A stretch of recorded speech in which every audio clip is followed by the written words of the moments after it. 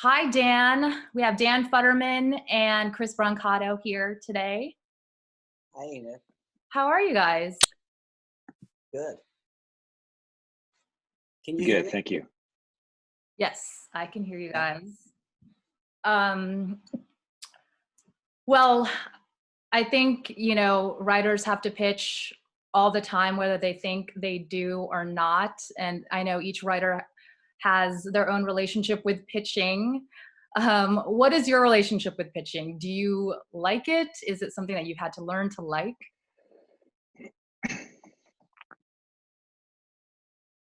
Well, I guess I'll go first. Good, Chris. Hey, Dan.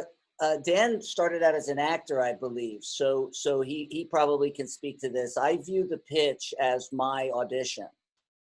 It's something that I need to prepare for. The proper preparation makes one's anxiety less, and it's our chance to come out there and do a live performance, usually for executives, of course, where our passion for a show, our expertise in understanding what it is, gets a chance to be demonstrated, and I think it's a skill, much like the craft of writing. There's a craft of pitching that can be discussed and studied, and certainly I've had many years to experiment with what works well and what doesn't. And so it's an art form unto itself. It's separate and distinct from writing, but you can't write unless you sell it. So it's a skill that everybody needs to learn. Yeah, I mean, I would agree. I think Chris is exactly right. I tend to write out my pitches and learn it, like learning a monologue. And I find if I really know it, then I'm able to go off book if need be. I also find that I kind of break it down into a few distinct sections, and I like to give the executives a sense of, there's nothing, you go into a theater and theater can be absolutely sublime or can be, the longest 2 hours of your life. And I like to give them a sense of how long this is going to be. How long is it going to be? 20 minutes. And you can interrupt me along the way. But like, you go into a theater, you sit down, and I love to see, okay, there's an hour and a half without intermission, or there's 3 hours with two intermissions. And I like to give them some sense of what they're in for. And I think, like Chris said, it's a skill that needs to be developed. What they really want to see, I think, is a sense that you're in control of this, that you've got this. They don't want to put money into something which is a big experiment. They want to know, okay, I can trust this person. This person knows what they're doing, and this person knows where they're headed. Even if you don't really know where you're headed, you have to get a sense that you do. I guess let's start from the beginning. When in your process do you start thinking about the pitch? Well, for me, it begins, we're in a very interesting time in the television business, because one could drive around one city, or one used to be able to drive around one city and look at the thousands of billboards for new shows. There's an illusion that it must be very easy to sell shows and get them on the air, because there's so many platforms, so many channels, so many new shows coming out every minute. In point of fact, I found that it might be more difficult to sell a show that gets on the air than it ever has been before, despite the multiplicity of platforms. It's because everybody's looking over their shoulder at what the next person is doing, what the rival network is doing. It's because we have a huge influx of feature writers and people coming into what used to be a television business that was television writers, and now it's the whole world understands that television is an incredible art form. And so there's a great deal of competition, and you have to make yourself stand out. And so for me, the development of a pitch literally starts with a macro understanding of the show, which is to say a description of a show in a couple of sentences that even in that shortest expression feels and sounds different. So for example, the show that I'm working on right now is called Godfather of Harlem. It's the story, it's Forrest Whitaker playing a real life gangster named Bumpy Johnson, who effectively was the #1 black gangster in Harlem. at various points from the 1930s all the way through the late 60s. And so when I was interested in that and working with Forrest, and it was, okay, how do I pitch this? Well, I can say, hey, this is a show about a black gangster in Harlem. It's a period piece. And it's about this black gangster who I'm familiar with, and an African-American audience may be familiar with due to some Bumpy Johnson related material in the film world. But am I going to be able to sell this to executives? And I thought to myself, well, it's just another gangster show. And when I did further research and realized that Bumpy Johnson and Malcolm X were very close friends, it's almost as though the concept for the show materialized. It lifted right off the page of my research, which is to say, I know what the show is. This is the collision of the criminal underworld and the civil rights movement in early 60s Harlem. And I knew right when that log line occurred to me that I was pretty sure no executive on the planet had ever heard that sentence before. Mm-hmm. They'd heard about civil rights shows, they'd heard about gangster shows, but they'd never heard this cross-pollination, the juxtaposition. And so for me, the development of a pitch starts with having something I can say in one sentence. Then, oh, you want a little more definition? Let me give you 3 or 5 sentences. Okay, let me give you a paragraph. So it's building it from the top down to check, to fire test constantly whether the basic root concept of what you're saying feels fresh and original in the 500 television show universe. We'd love to definitely get into how you organize it to get from that, succinct log line to a developed pitch. But Dan, when do you start thinking about the pitch when you're developing a project? Not until I really have to, and part of that is what I've found is helpful is like ever as a writer get to hear other writers' pitches. So this is I'm actually really excited to hear this, but and please tell me if I'm up in Maine and my internet is stuck here. So tell me if I go out or something's wrong. Sure, we can hear you, but we can't see you. Okay, fine. Tell me if there's something I can do. I don't know what to do about that. Hopefully I'll come back on. Click the video and stop the video and start it again. I can see me. Anyway, what I tend to like to try to do in pitches is I do exactly what Chris was saying, which is some sort of a bullet introduction that's a little longer as you go, and it's maybe less, it's somewhat less than a page. And then I've taken to kind of telling them, this is how we're going to start. Like this is the beginning of the show, and going up to a point that feels like you've introduced the characters and you're at a little bit of a cliffhanger moment, and stopping and then saying, all right, this is the arcs for each of our main characters that we've met throughout the season, and this is where we're going to leave you at the end of the first season, and so that you've got to launch into a second season.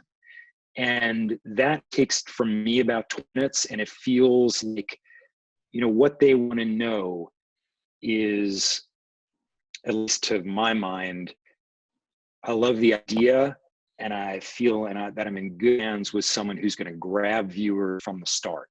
And so that, where am I now? I can't see anybody. Sorry. That you can still I start to do. Yeah. Okay. I start to do the pitching process once I've really kind of figured out where I'm going in my writing, because I like to, you get locked into the beginning of the show, like it or not, once you've pitched it. So try to do it late. Some of the things Dan's saying really ring a bell with me. The first is I have over the years realized that a 7-page pitch script yields a 15 to 18-minute pitch.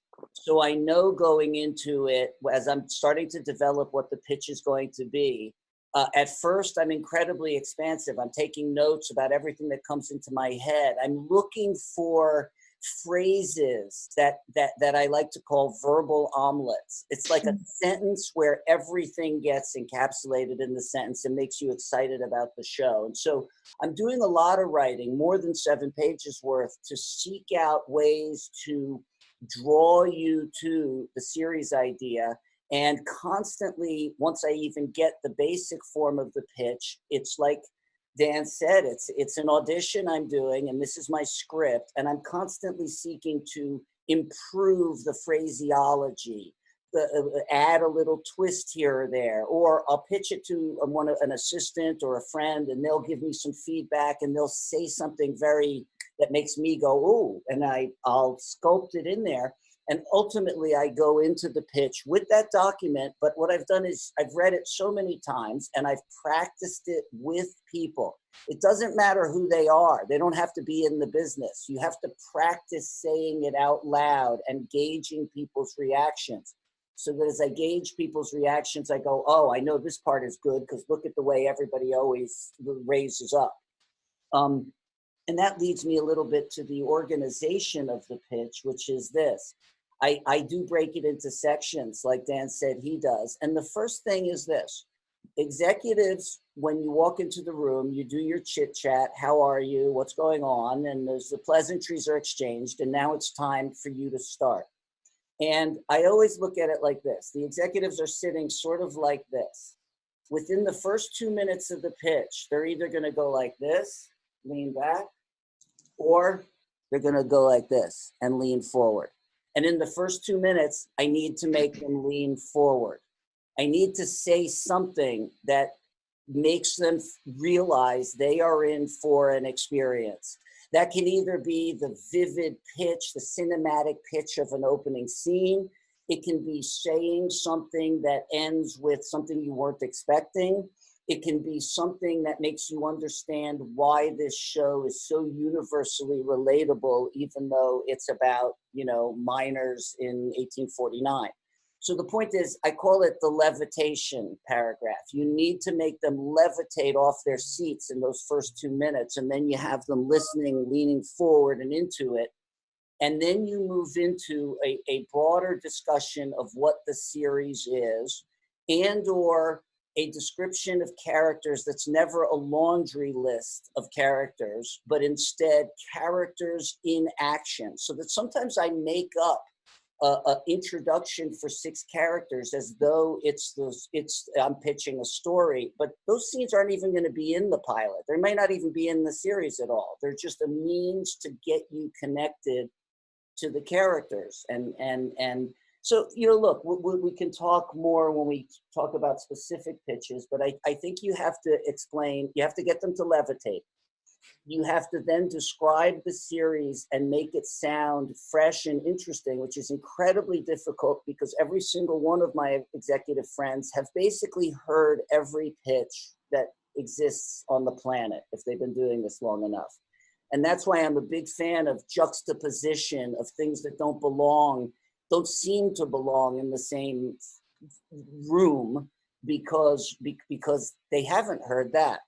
And then ultimately, after giving them as much of a sense of the fact that the series is meaningful, interesting, universally relatable, well figured out, Dan's right. They want to know that they're about to give $50 or $90 million if they put your series on to someone who has a vision for it. You also want to, I usually end the pitch kind of with a little bit of a rah-rah, like here's why you have to buy it. And so for example, yesterday I was on a very, first time in my career Zoom pitch with Apple executives discussing the season. And at the very end, I said, we're living in these very difficult times right now. And I want you to think about the show I just laid out for you. And I think this is what people are going to want to see. As this crisis ends, what are the shows people are going to want to see? Well, what I just pitched you is one of them. And they were nodding their heads in agreement because the show is a blue sky and, it's uplifting as opposed to being a downer. So you're looking for any way you can to convince these executives as to why it's in their best interests to buy this show. And quite honestly, they will say no unless they're terrified to say no. Their job is to say no. It's not to say yes. And so your pitch is a constant attack on their reasons to say no. How was that experience pitching virtually? Did you have to make any adjustments to what you would have prepared for an in-person pitch? Very much so. You can't hold people's attention in the same way on a Zoom as you can when you're in the room. And I also had the benefit of my partner on this one is the Latin music star Mark Anthony. So rather than have Mark in the room, who's a very charismatic figure and everybody loves interfacing with him, instead, he's like locked up on a ranch in Florida with a 5-day growth of beard. So it wasn't the most ideal way to sell the charisma of the people involved. That said, what I did was, rather than give my standard lengthy pitch. Now, this is a slightly different pitch in that they've already read the pilot, they like it, and I'm trying to convince them to order it to series. So, but what I did was, rather than do what I normally would do, which is at least a 10 to 12 minute explanation of the season, I knew that would make everybody, bounce off the walls. Mm-hmm. So instead I said, hey, I'm going to give you guys a brief overview of this season and try to touch upon the things I know are important. But do know I'm abbreviating it because we're on this Zoom call, and you should feel free to ask any questions you want when I'm finished. And, quite honestly, it took 3 or 4 minutes to do. I think I adequately touched upon the things that they would consider important, and they had very few questions about it. So it's weird. It's not preferable, but it is doable. How does your prep strategies differ between TV projects and feature products? Dan? I've never pitched a film project. I guess I've gotten sometimes, for rewrite, I've done the script and I need to tell them so what I think is wrong, I want to fix. But I've only really written something and shown it to people to see if they want to buy. So I don't know. So I'm not sure if you do that. I sold a feature recently. It's very much the same, Enid. You need to tell a story that has them leaning forward. You need to entertain them. You need to understand that they want to be challenged. They want to be surprised. It's why the constant repetition of your pitch in front of others is good, because it allows you to sometimes extemporaneously come up with a turn of the phrase that they're not expecting. And again, you get a chance to see people's reactions, so that when I go into pitch, I'm almost positive where I'm going to get positive reactions from the executives, because I've already tested it out on people and I know that I've come up with a great way to describe this or that, and I've seen people reacting. So I can be reasonably assured I'll get the same reaction in the room. With the feature, I haven't done that all that much, but it's pretty much the same thing. I had a script that I had studied, that I had practiced with people. I concentrated on explaining, with a feature, you have to, it's only the feature. Whereas a television show, the executives have to take a leap of faith that you're going to figure out multiple episodes into the future. And that's part of why having a track record of having done so is good. With a feature, you're telling as much of the story as you see fit, because there is only that story. So I did I try to leave it a little bit cliffhangery so that they're interested in buying the script. But then I also spend time explaining, you step back from it, from your position as a creative and a writer, into the position of, well, I understand you, studio, what your imperatives are. In other words, you take a more distanced view and you try to explain to them why this particular film is correct for their studio. Mhm. why it's perfectly in the Warner Brothers tradition of gangster movies, which is what I happen to sell, you know, et cetera, et cetera. So I would just say this: you just need to make sure that the pitch is prepared, rehearsed, not too long. You know, I like to never talk more than 15 to 18 minutes without then allowing them to come in and participate. Who do you both practice your pitches with? Do you recommend kind of a small, tight group of people that you trust, or do you spread it far and wide to get the most feedback and reactions? I tend to my wife Anya Epstein, we write together a lot, and so I absolutely use her. I trust her implicitly, and I'll pitch to her, and she's pretty brutal of what's working, what's not, what's boring, what's confusing, and like Chris said, you know, the process is cutting, cut out the stuff that's not important or interesting, and it may feel important to you, but if it's not serving to grab people, and if it's just explanation, it's not important to the pitch. My wife is fantastic, but unfortunately, she's not as great a writer as Anya Epstein, so I don't have that in my kit bag. But what I do is, I do have some people who agree to hear my pitch, and in return, I hear theirs. So you have a small, trusted circle of writer friends who really know the drill. But that doesn't actually matter very much. It's for me, and by the way, it's excruciating to practice your pitch again and again. It's horrible, except it just needs to be a person with a pulse. In other words, I'm trying to practice speaking to another human being, becoming very, very comfortable, not only so that every time I practice it, I go, well, you're one step more comfortable with it. You're one try more comfortable. You've seen how they're reacting to it. They make comments at the end that either are helpful or not. You have to determine that.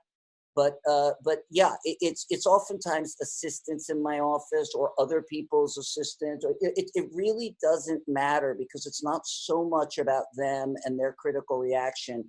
It's more about you and feeling very, very comfortable, because as Dan says, the confidence and command that you want to have, that those executives want to feel for you, doesn't come if you're not prepared. You then, and trust me, there have been a few times I've gone into pitches where, you know, things got busy. I didn't really have a chance to do the kind of homework I wanted to do. And then I'm sitting in there not as authoritative. How do you handle feedback and notes on a pitch? How do you know what is something that you actually need to change? You got to be pretty open to when someone says that's either confusing or that's boring or you lost me there.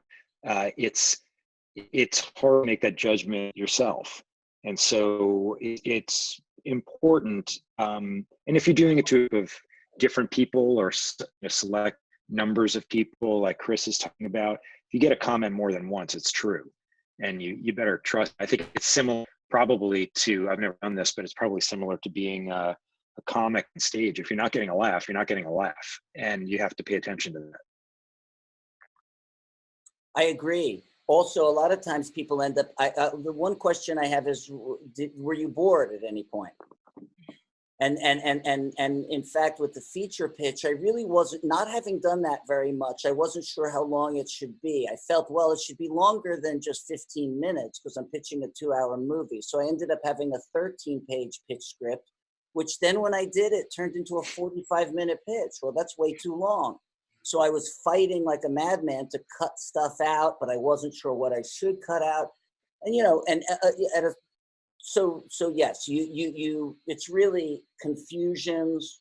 Is it too long? Do you understand why? Do you feel like it's a good story? Very basic question. How do you get over a bad pitch? Drink. Cry. It sucks. I mean, it sucks. And you can tell, I mean, you can tell when people aren't interested.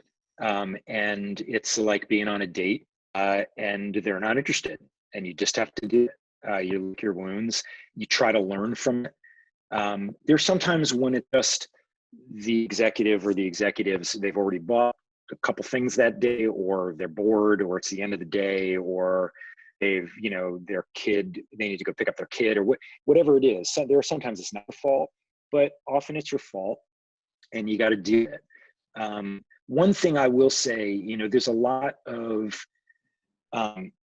Chris was talking pitching with Mark Anthony, and it's in that kind of a situation, it's very clear what the division labor is.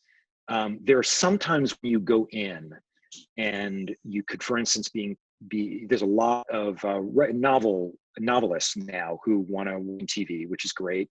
They want to be involved in adapting their own books, and I understand that. I think it's very important to have the hard conversation up front. Who's in chair? Because that's something I think you want to know. Whose decisions here? If it's them, you need to figure out how you're going to convey some comfortability with that for the executives. So those are situations that are new. I think generally these days, be clear who's in charge, who's making final decisions.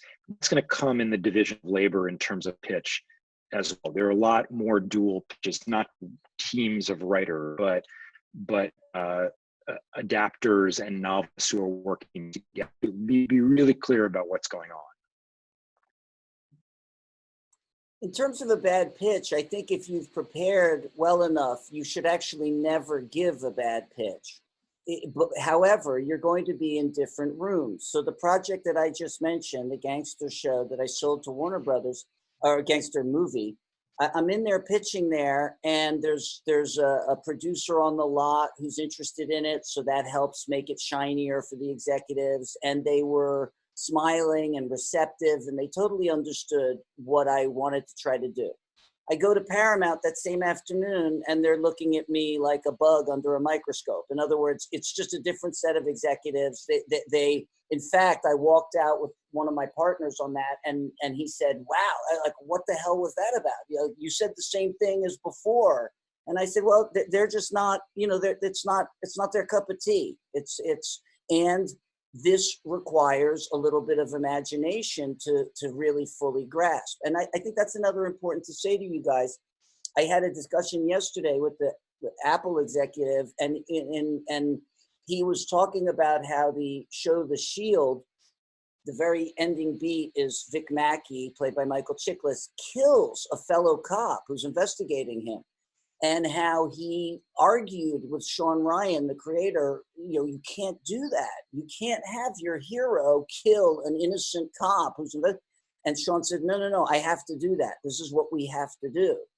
And the executive said, and that really let me understand that, like, sometimes a person has a vision, and you know what, he would not bend. And lo and behold, it ushered in this era of television where your lead character does not need to be a saint, does not even need to be likable in the classic sense. They need to be interesting. And so one of the things about being comfortable with your own pitch is you can't expect everyone to like it, but you should feel confident and comfortable that it's your vision, and fight for that. If they don't get it, that's their problem. You know, I think you have to have ownership of what you're going in to sell. A question that a lot of people viewing today have are, do you deal with any visual elements? Do you come in with a pitch deck with something that you show to the execs at the meeting? I don't personally do that. I've pitched stuff with director. And the director brings that. It's a good division of labor where, you know, I can pitch the story, or Anya and I can pitch the story together, and then a director will have a visual lookbook of some sort. That's great, but I do that as a writer. I do that. It's my belief that, you know, we're talking about a written medium and also a verbal medium. So no, I never feel a compulsion to have pictures. There are times when that can almost seem like a rookie mistake to executives, like you're there, you know, having to desperately you know, show pictures of what you're talking about. I think you should feel an obligation to create a visual language to describe your show that puts them into the mood. That said, as you'll hear when I do the first 3 or 4 minutes of a pitch later on, I did have some visual PowerPoint things to show, and when I do the pitch, I think you'll understand why. That if images are very unique and specific and gripping, if they are so unique to the project and essential to the executive understanding what you're going for, then the answer is yes. But as a general rule, no, I don't think so. Now, one thing that I know I've heard writers, you know, differ on was whether to cast their show during the pitch. You know, some people, you know, mention an actor and actress that, you know, that they envision the character could be performed by, but other people say that's a no. You know, you never want to drop a name that the person may potentially not, you know, like for the project. What are your thoughts on that, on casting your project during the pitch? It's a good question. I've done both. The last show and the pitch I'll do get to that. We had an actor attached. The show I'm doing with Jeff Daniels, and in the last show I did, though he was casted in that after we had been writing. This one was he attached to, and so because it was him, I did mention, though I won't do it now, I did mention an actor who was essentially going to be opposite him, a sense of how it would match with somebody and what we were thinking about for that. But that it felt particular. There's a particular reason for doing it. It's his character was obsessed with this person. I want to give a sense of in a very short visual particular actress. I felt like, okay, I get him being obsessed with this person and being powerless to that obsession. So I did mention it, but often don't. Yeah, I usually, I think the obligation is to describe the character in a way that's accurate to the character you're creating, as opposed to the shortcut of saying, oh, this is a Reese Witherspoon type of character, you know? So I think it should be avoided, but again, it's kind of a, you know, I've gone to that well once or twice, you know. Imagine Idris Elba, you know, you sort of toss it off as a thing, and then sorry, that's who you have in your head, executive. So it has to be used judiciously, and certainly it's never gotten a show sold that you mention an actor. It's the show. Now, I want to shift a little bit from pitching projects to pitching in the writer's room. You know, what do you keep in mind, or what should a new writer in your room keep in mind when pitching in the room? Well, the first thing is this. It's is to, you know, it's all pretty obvious stuff. It's to sort of avoid, when you're on a lower level of a staff, the natural desire to, you know, to feel like you're being a part of it, and to you know, do express yourself. And as a showrunner, what I try to do is make sure that I really try to give people the chance to express themselves and such. But I would say this: really don't open your mouth to speak unless you're pretty darn sure that you're adding some new angle to the conversation. In other words, don't feel the need to speak just because you feel the showrunner wants to hear you, or because you feel like you haven't said much. I think it's more a matter of trying to really think about what's being discussed and think about, well, is what I'm about to say a new perspective, a new point of view that can be helpful to the group. Again, it's a judgment call, and I think you want to keep your thoughts concise and on the matter at hand. Yeah, I agree with that. I don't mind when people, oh, there's something wrong, they're not participating. I'll do a lot of calling on people, just to ask for somebody's reaction. You know, what do you think of that? What do you think that? And I know how other writers run rooms, but I'm not looking for a pitch. It's not like a show. I know on a show like you know, FDU or something like that, people come in and are pitching whole storylines, and that's not what we're doing. We're having a conversation around the table about, you know, this next episode or an arc season, what should happen next, what this character would do or should do, why, and it becomes more of a conversation thing. So it's not really pitching an idea. It's what if they did this, or what if that gun, you saw him leave in that scene, what if it resurfaces there, and that sort of a thing. I think the thing that is the a worse mistake than not speaking is once you've spoken and an idea seems to be kind of rejected, don't hang on to it. Move on.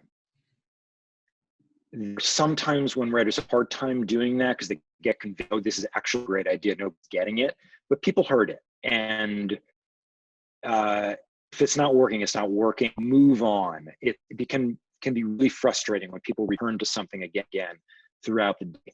It really brings things to a dead stop. Absolutely. Well, thank you guys for agreeing. That now we want to hear your pitches. Thank you both for agreeing to give us kind of a shortened version of a pitch that you've pitched. I think we've done a lot of these pitch events, and we've never been able to hear a writer give their own pitches live. So I appreciate you both for agreeing to do it. Who wants to go first? I'll get it over with first. Just don't be that good, because I'll be intimidated. Well, by the way, I noticed on my chat side here, can you guys outline a TV pitch template? And there are various ways to do it, but I think amongst the categories that you want to be considering is, you want to consider an opening, your intro, your levitation moment, okay? And you'll see some examples of that. And then the show, what the show is. Nobody, when you're coming in to pitch a series, wants to hear you go through the pilot scene by scene by scene. It's not about the pilot. That you have to sell the show. So there's a section dedicated to giving them a very clear view of the show. And then finally, a category of sort of at the end, here's why you should be buying this thing. Anyway, you'll see an example of that right now. The show's called #Cartel. The most wanted man in the universe didn't get caught by the Mexican police or the army or the DEA or the CIA or thousands of his murderous rivals. He didn't get caught because he has $1 billion in a Swiss bank account or because one of his men ratted him out. El Chapo got busted, like millions of other men, because he was texting a woman who wasn't his wife. This is a show about sex, drugs, and technology. Drug cartels are to this generation what the mafia was to the last, and this show will entertain in all of the traditional ways: intrigue, murder, backstabbing, lust for power, things that keep audiences riveted. But what's different is that the mafia followed the hallowed tradition of omerta, the code of silence. With El Chapo and the Sinaloa cartel, not so much. Now, unfortunately, I don't have my PowerPoint here, guys, with my audience, because what I then did was showed via PowerPoint El Chapo's Facebook page. Then I showed Instagrams he posted of his cars, houses, and tigers. Then I posted tweets by Donald Trump about El Chapo and El Chapo's response. And then I showed El Chapo's various hit squad called Los Antrax through Instagrams where a young woman is carrying a pink Uzi. And then finally, I showed El Chapo's text exchanges with the Mexican actress Kate del Castillo. So as you can see, the visual evidence I was using was to show that drug dealers use social media. So it's very, very germane to this specific idea.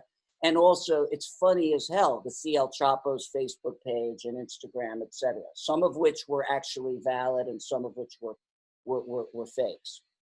But in any case, this show examines drug trafficking through the prism of social media. In this day and age, we all create digital personas on Facebook and LinkedIn, which approximate the ideal image we have of ourselves.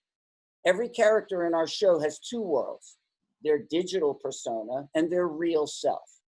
But what happens when you try to be your digital persona and it comes back to bite you in the ass? Well, that's #cartel.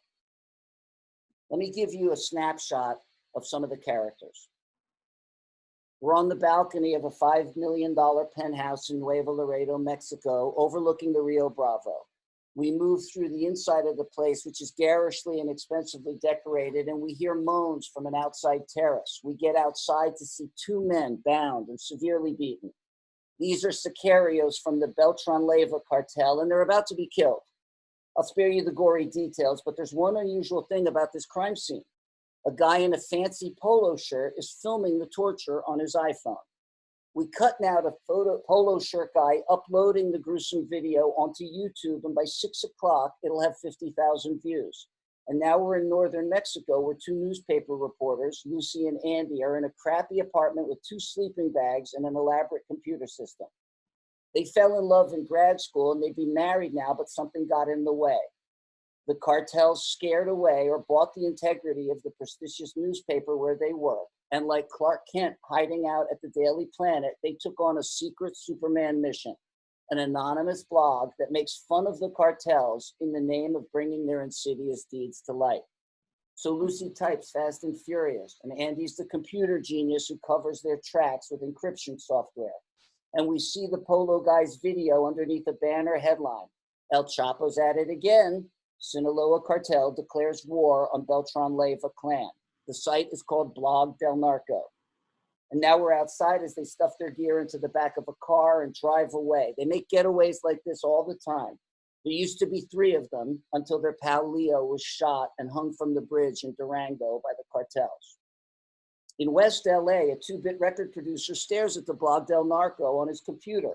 El Chapo's at it again. And we cut to nearby Pacoima, where the crowd at Los Cancianitas is going wild to the playing of Jose La Paleta Sanchez. He's nicknamed the Popsicle because he's so tall and skinny. After the show's over, the producer asked La Paleta if he'd be willing to write a song for his tiny label. And because his job as a forklift operator at Best Buy barely covers La Paleta's needs, he agrees. And the producer has one stipulation. He wants him to write a song about El Chapo's war with Beltran Leyva, a narco corriege, a narco song. And when Paleta writes The Return of El Chapo, and it goes onto the internet, he gets 1.2 million downloads and 400,000 likes on Facebook.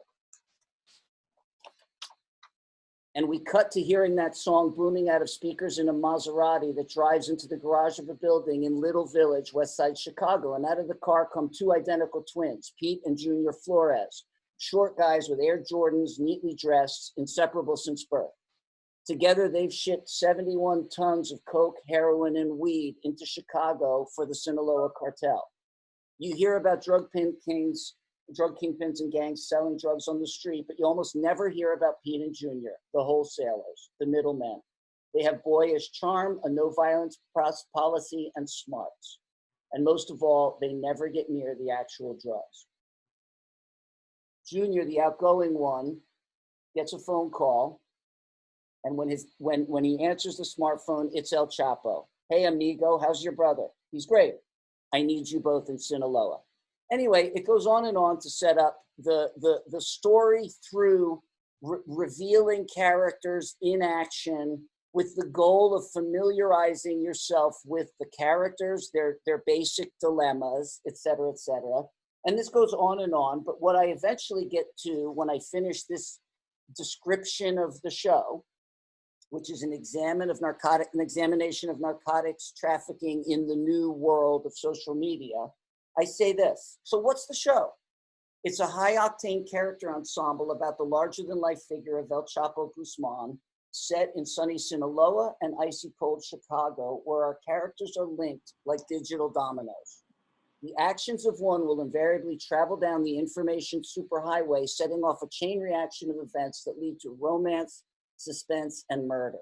We'll see sexting, hacking, electronic surveillance, Edward Snowden style, Twitter wars, and a crime story like none you've ever seen before. El Chapo's our lead, egocentric and narcissistic, a leader, tech-savvy, a doting father of 10 kids. But we may discover that the real El Chapo is introverted, sensitive, even needy, with a fear of being at the center of attention, while at the same time needing that attention to keep his enemies at bay. You see, a drug lord must intimidate. And for a man hiding from everyone, intimidation is created in cyberspace. This show only glimpses the horror and violence of the drug wars, focusing on the comic absurdity of the El Chapo story. It's a world where a drug lord has a surprisingly old-fashioned texting courtship with an actress, where singers have to avoid bullets more than bad reviews, where boyish twins try to take down a drug kingpin by recording him with iPhones stuffed in their pockets, and where journalists risk death to write a snarky truth-telling blog, where drug dealers create narco fashion trends with polo shirts and diamond Rolex watches. It's a world of pink Uzis, green dollars, and red blood. This is surrealism hung on the spine of one of the most gripping manhunts of all time. I can give you a blow-by-blow rundown of seasons 1 and beyond, but the short version goes like this. Season 1 begins with El Chapo's war with Beltran Leyva and runs through El Chapo's cunning use of social media to deliver his enemy directly into the hands of the authorities. And it continues still further till El Chapo himself becomes a victim at the hands of the Flores twins. He's caught, convicted, and sent to jail, from which he'll pull his greatest escape. But that's season 2. Why will people be compelled to watch this show? Crime, sex, money, murder, but something more. The show's a metaphor for the lives we present on the internet, the secret selves we reveal in supposedly private communications, how our deepest needs and neuroses play a fundamental role in how we communicate to the world at large, to our colleagues, our intimates, and ultimately to ourselves. El Chapo Guzman had an ideal image of himself, one that with the help of a famous actress, he hoped to see up on the big screen to satisfy the only thing he couldn't buy, his need to be loved and understood. It's what got him caught. We'll watch the real El Chapo behind the facade and laugh and cringe and be touched by this outrageous tale of digital self-implosion. This show is called #Cartel. Awesome. Thank you so much. People are clapping. Thank you. Thank you very much. Do you rely on notes for most of your pitches, or do you feel the need to have to memorize everything? No, I have it here. I have my pitch script always. And usually this copy isn't yellow marked. I usually I know it well enough that I can just code mark, yellow mark 2 or 3 words per paragraph. And the minute I glance down at those yellow marked words, it brings the paragraph back to me. So yes, I am glancing at it. I don't want to try to do it. There's no reason to do it without a script in front of you. There's no brownie points you get for doing it without a script. But I do like to be mostly off book, so it comes off pretty natural. No, that's great. Dan, are you still there? All right, I'll do it. It's much shorter. What I said was I'm breaking Chris's rule because I did pitch at the beginning of the pilot. but I'll do, wait, this is just a couple minutes long and then stop, and you can ask me what questions you want. But this is for the show I'm doing now. It's a little bit of a cheat because I had Jeff, as I said, Jeff Daniels attached to it so I could ride on him a little bit. But in any event, this is what I pitched. The show's called Rush. The show's about loyalty within families, between lovers, to the people in your town you grew up with. When you're forced to choose between them, how do you choose who you're most loyal to? What are you willing to do to prove that loyalty? Former steel town of Buell, Pennsylvania, we're talking the southwest corner of the state, the edge of Appalachia. This is beautiful hill country, and it drops steeply down to the wide Mon River. And along the river, there are factories, steel mills. All of them are abandoned. Working class if there was still work to do. For Jeff, the world of this is personal. He's from working class Michigan. He still lives there in his blood.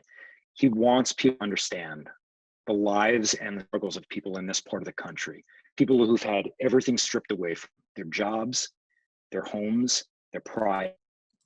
All of us have been talking a lot about this part of America, the heartland, for the last few years. I believe, and Jeff believes, folks there do what people do when they feel the world coming after them. They circle the wagons, they make their own rules, protect their own. Del Harris is the chief of police in Buell. He's been making his own rules for a while now, trying to control things by busting hard on some people, letting others go.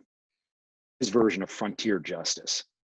The one thing he has no control over is that he's desperately in love with Grace Poe, this time single mom of a 20-year-old former athlete, now fuck Billy Poe.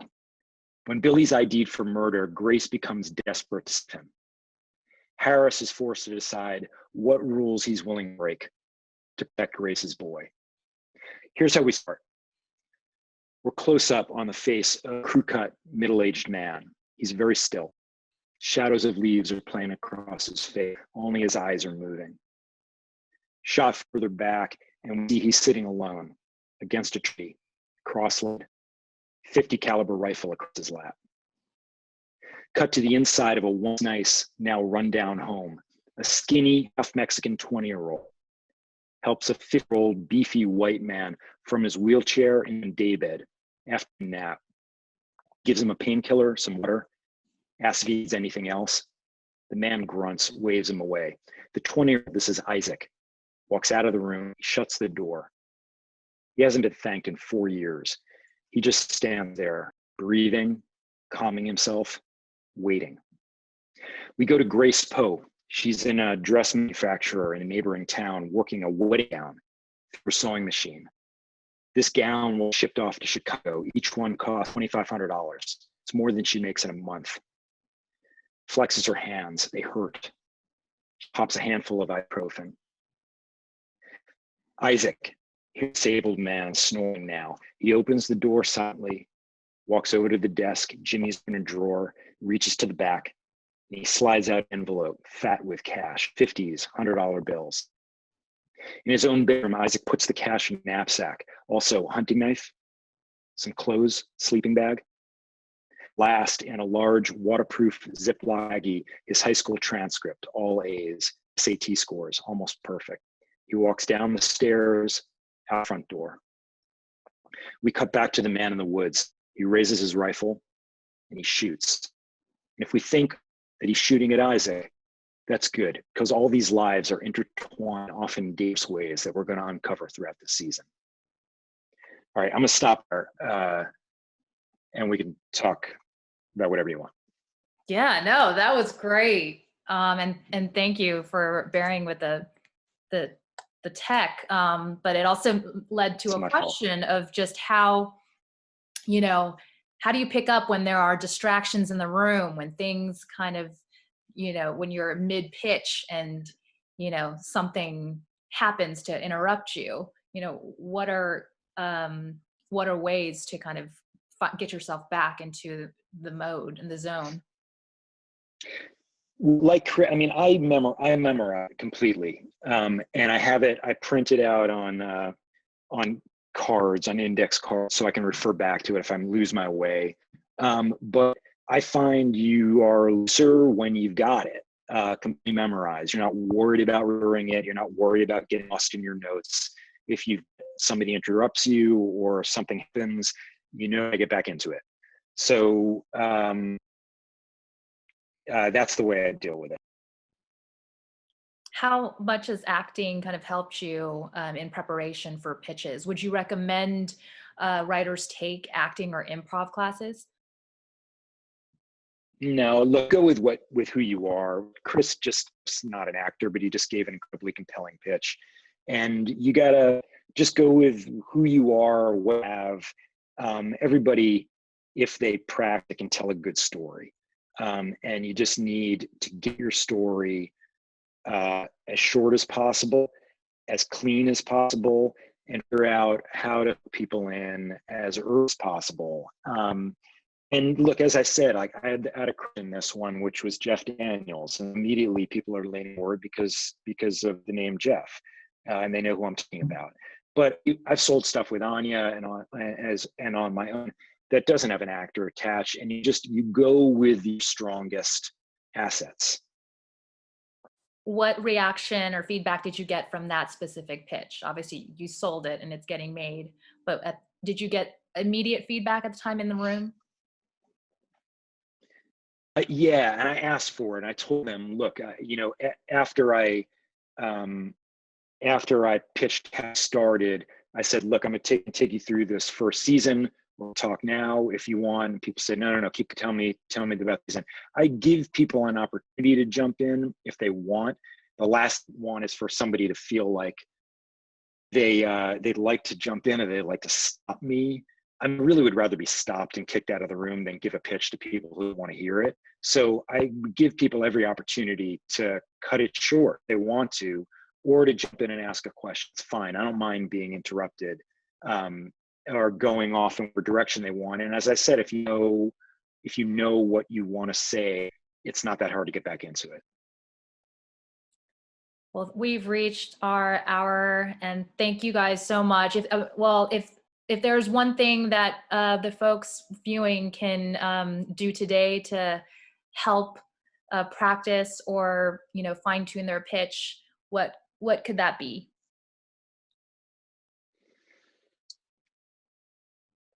Well, I would say that the thing to always keep in mind is that this is a business that is intensely sort of personal and what's the word for it? Isolating if you're a writer, which is why the virus is perhaps less impactful on some of us writers than the rest of the world. But the fact is this, we're doing this stuff for an audience. And so this is the assumptions I think you need to make before as you're developing your pitch. They've heard everything before. The executives who have the power to buy or kick it upstairs for their bosses to buy have heard everything. And so how do you make your thing feel special and different? I don't have the answer to that, but one thing is make it relatable to their lives, or by extension to humanity, despite what the subject matter is. Find scenes or ideas or thoughts relating to your show that would make you levitate, and then open the pitch with that, whether it is a pitched scene. I didn't have any problem with Dan pitching an opening scene, because if it pulls you in, then it's done its job. But it could be, and test your pitch, which you should script. You can carry it into the room, but you should be very, very familiar with it, because you've tested it on multiple people in the business or not, and continually reworked it so that the 15 minutes of your pitch is really tight. Because even if they don't buy it, you walk out of the room having sold them the fact that you're a good pitcher. And that's very, very important for your professional reputation. And so those are the things I would say to keep most in mind. And you're searching for things to say that, by the way, if you're doing research for your pitch and you see something and you go, oh my God, that's an interesting fact. Like, for instance, when I found out El Chapo had a Twitter account, I was like, oh, wow. You know, well, if I find it interesting, probably so will the executives. So try to use yourself as a kind of barometer as to whether it's interesting. But know that especially if you don't have a long professional track record, which the executives can kind of rely on, well, at least they've done it before. If you don't have that kind of track record, then that's all the more reason why the pitch has to be superb. You know, it's and yet, and if you have one that's superb, people will react. People will react. Any parting pieces of advice, Dan? I think, you know, we do our own thing, say we're similar in certain ways. Go with who you are and what you've got and what fascinates you. You know, this is I think this has absolutely nothing to do with comedy pitches, for instance. There are people go in a comedy room and they want to see personality and someone who on is going to be able to create jokes and make a show that's got, you know, vibrancy.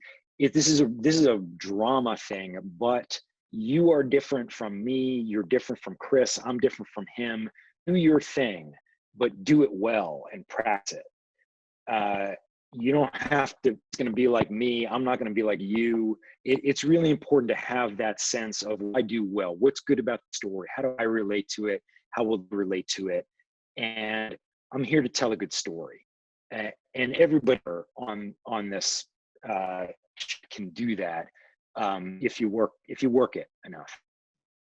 Awesome. And for anybody who is interested in comedy, we will be doing a Zoom next week with comedy writers. So stay tuned on the newsletter for that. Thank you both, Chris, Dan, for your time, for your knowledge and wisdom. Have a great day, everybody. Bye.